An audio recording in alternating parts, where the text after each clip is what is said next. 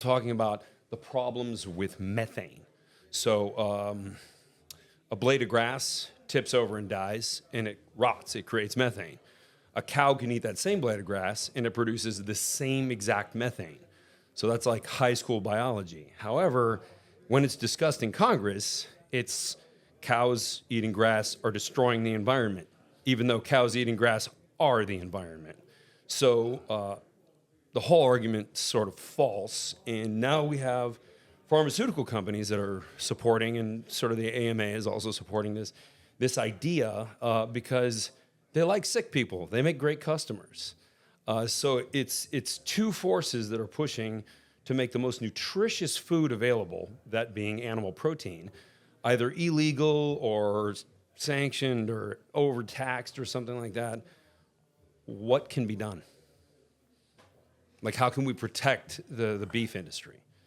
I think I think there's a new crop of environmentalists who are understanding the importance of keeping animals on the land. And I kind of grew up in that area because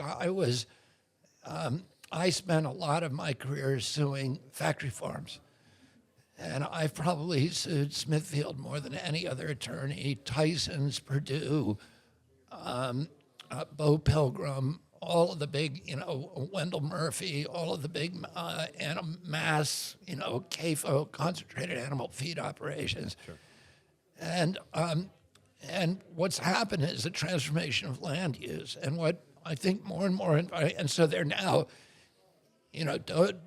dosing the fields with pesticides and we're not doing with carbon-based chemicals, fertilizers. Yes.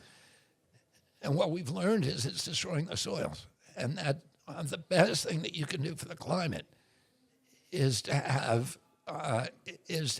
wholesome, rich soils.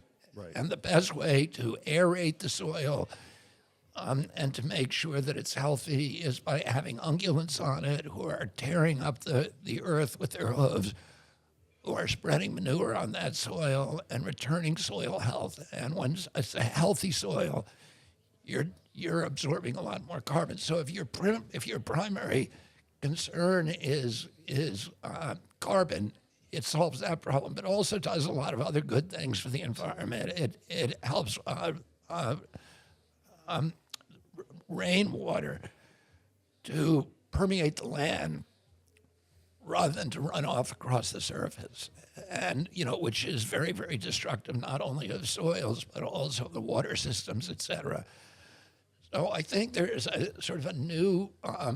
And when I started making these arguments back in the 90s, they were very novel arguments. People at that time were subsumed in the carbon-only orthodoxy.